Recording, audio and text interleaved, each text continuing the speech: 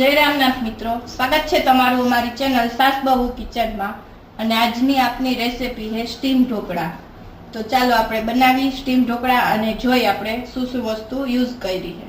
તો જો આ આપણે ઢોકળાનું ખીરું લીધું છે, પછી આ પલાળેલી ચણાની દાળ છે, આ છે તેલ, સિંગ તેલ, ખાવાનો સોડા આવે, મીઠું, આદુ મરચાની પેસ્ટ, ધાણા જીરું, તલ ને લાલ મરચું। અને અહીંયા જે મેં ખીરું લીધું છે ઢોકળાનું એ મેં અગાઉ જ બનાવી અને લીધેલું છે, ઘરે જ બનાવેલું છે, મેં બહારથી નથી લીધું। અને આની રેસીપી આપણે પછી ક્યારેકના જે વિડીયો હશે એમાં આપણે મૂકશું। અને અત્યારે જે મેં માપ લીધો છે એમાં 1 વાટકી ચોખા, 1 વાટકી ચણાની દાળ અને 2 થી 3 ચમચી અડદની દાળ, એવી રીતના મેં માપ કર્યો હતો। એને 6 થી 7 કલાક પલાળી દીધું હતું, પછી એને પાછું મિક્સરમાં ક્રશ કરી અને પાછું એને આપણે 6 થી 7 કલાક 1 વાટકી છાશ નાખી અને એને આપણે આથો લેવા મૂકી દીધું હતું। તો અત્યારે મેં જે ખીરું લીધું છે એ મેં બનાવીને ડાયરેક્ટ યુઝ કરેલું છે। જો આપણે સૌપ્રથમ પહેલા ગેસ ચાલુ કરી અને આ સ્ટીમરને ગરમ થવા મૂકી દઈએ। આમાં મેં ઓલરેડી પાણી નાખી અને રાખેલું છે।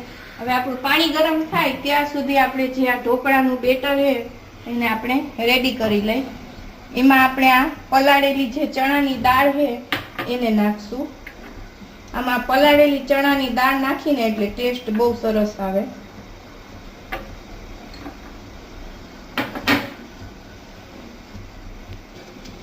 હવે એમાં આપણે નાખશું આ 1 ચમચી લીલો મસાલો, આદુ મરચાની પેસ્ટ હતી એ નાખશું। હવે એમાં આપણે નાખશું થોડોક સ્વાદ અનુસાર મીઠું નાખશું।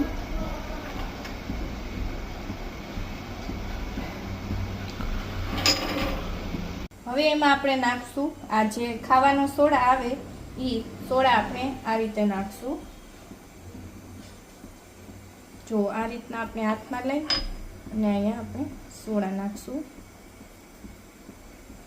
હવે આપણે એ સોડા જે નાખ્યો એની ઉપર આપણે થોડું તેલ નાખી દઈ। તેલ નાખી એટલે આપણું ઢોકળા બહુ સરસ એકદમ સોફ્ટ બને। હવે આને આપણે મિક્સ કરી લઈ।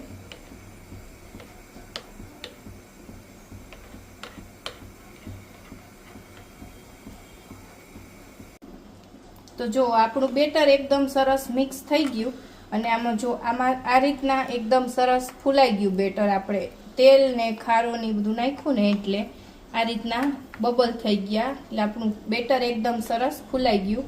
અને હવે આ જો પાણી પણ આપણું ગરમ થઈ ગયું છે, તો હવે આપણે એમાં આ રીતની એક પ્લેટ લેશું, તેલથી આ રીતના ગ્રીસ કરી બેટર આપણે પાથરી દેશું।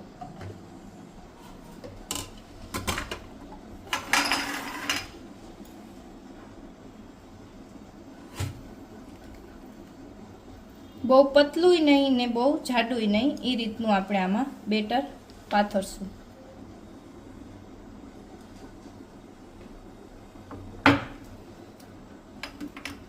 હવે આપણે એમાં ઉપરથી લાલ મરચું એડ કરશું આ રીતનું, થોડુંક ધાણા જીરું નાખશું, થોડા તલ નાખશું। અને હવે આપણે સ્ટીમ થવા મૂકી દઈ।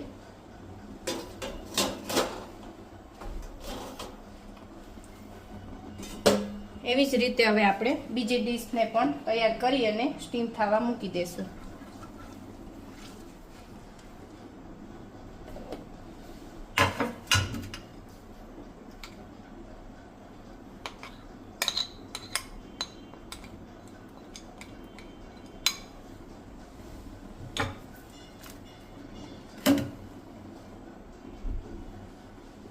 એમાં પણ એ જ રીતે આપણે લાલ મરચું, ધાણા જીરું અને થોડા તલ આ રીતના નાખી અને આને પણ સ્ટીમ થવા મૂકી દેશું। હવે ગેસની ફ્લેમ આપણે સ્લો કરી દઈ, 2 થી 3 મિનિટ સ્લો ગેસે આપણે થવા દેશું। એટલે આપણે એકદમ ઢોકળા સરસ થઈ જાય. તો જો હવે આપણે 2 થી 3 મિનિટ થઈ ગઈ છે અને ગેસની ફ્લેમ સ્લો કરી નાખી.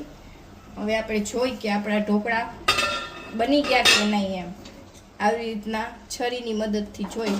જો ઢોકળા ચોટતા નથી એટલે આપણા ઢોકળા સરસ પાકી ગયા છે. ગેસ બંધ કરી દઈ અને આપણી જે ડીશ છે એને બહાર કાઢી લઈ. તો જો આપણે ઢોકળાની પ્લેટ બહાર કાઢી લીધી હતી અને ઠંડી પણ થઈ ગઈ છે. તો હવે આપણે એમાં પીસ પાડી લેશું. પહેલાં એમાં આપણે આ રીતે ઉપર થોડું તેલ લગાવી દઈએ.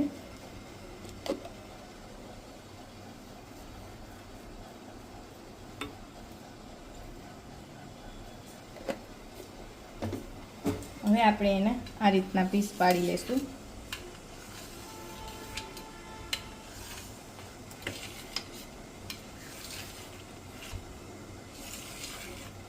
ઠંડા થાય પછી આપણે આના પીસ પાડીએ એટલે એકદમ સરસ નીકળી જાય અને ઇઝીથી થઈ જાય, તૂટે નહીં. ગરમ હોય ને તો એ તૂટી જાય.